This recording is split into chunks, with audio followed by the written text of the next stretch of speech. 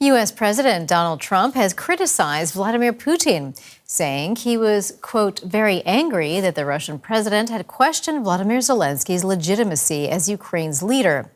The shift in tone from Trump suggests growing impatience with the Kremlin, particularly as heavy Russian attacks on Ukraine continue despite U.S.-led talks to bring the conflict to an end. Heavy Russian drone and missile strikes continue to bring death and destruction to Ukraine's cities, despite Kremlin claims that they are avoiding civilian infrastructure.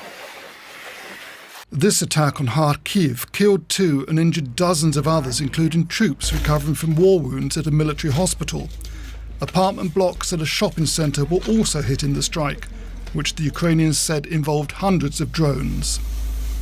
The attack comes as US President Donald Trump shows signs of losing his patience with Russian President Vladimir Putin.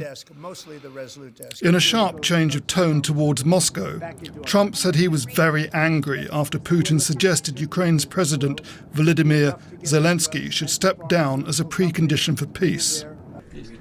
Last week, Putin suggested the United Nations could temporarily take over the governance of Ukraine.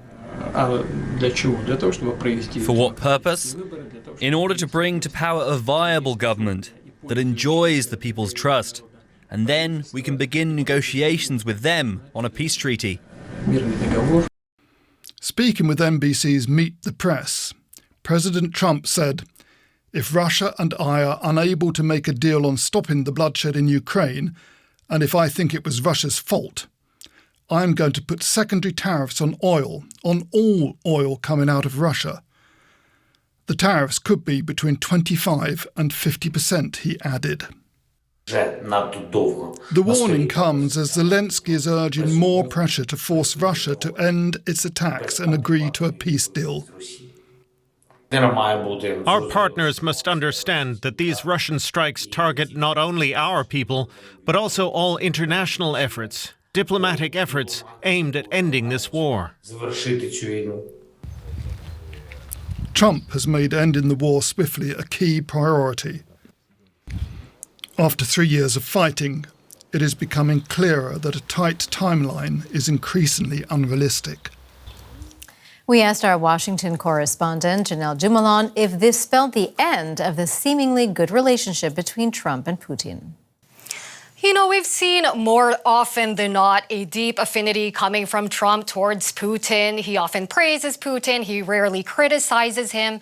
As such, it's really hard to say whether this is a sea change in the relationship, but it is definitely a shift in tone. And although we do have to note that in that same call, Trump did say that the relationship with Putin is good and that his anger will dissipate quickly if Putin does the right thing. So what we're seeing is that Trump very much wants to be seen as someone who is in control of securing this peace process, someone who is in control of both Putin and Zelenskyy. So what he's doing now is he's using these warnings of frustration as a sort of negotiation tool, as a sort of stick for Putin to force his hand. Now, Trump, of course, campaigned on a speedy end to the war. Putin has sought to delay by seeking ever more concessions. And as Trump said in his remarks to Meet the Press, these statements from Putin about seeking a new leader in Ukraine, that is only something that is going to lengthen the timeline further. As such, that makes Trump seem less effective as a negotiator-in-chief, as someone who's able to bring about quick results. And you could see how that sort of knock on his image could end up being a sticking point in his relationship with Putin. Well, Janelle, Trump didn't just say he was angry. He also made these threats of slapping Russia with secondary tariffs on all of the oil coming out of the country. Just how serious would that be, and how could that impact these ceasefire negotiations to end the conflict with Ukraine? So because the U.S. does not import energy from Russia, the idea of these secondary tariffs, as Trump called them, is to penalize buyers of Russian energy outside of the United States and find themselves, quote, unable to do business with the United States. That is That is what Trump said. Now, there are no details as how this would be possibly enforced, but theoretically, this could make it very difficult for Russia to sell its oil to its biggest customers like India and China. And because we know that Russia is still very much dependent on those energy export revenues, it could be then hard for Russia to finance its war machine. So Trump is essentially saying, we will make it harder for you to wage war. And again, he is using that as another potential stick in these ceasefire negotiations.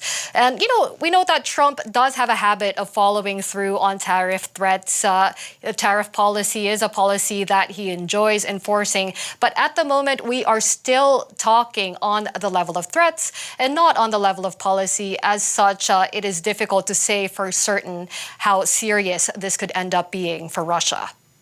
That was Janelle Jamalon reporting for us from Washington, D.C. Janelle, many thanks.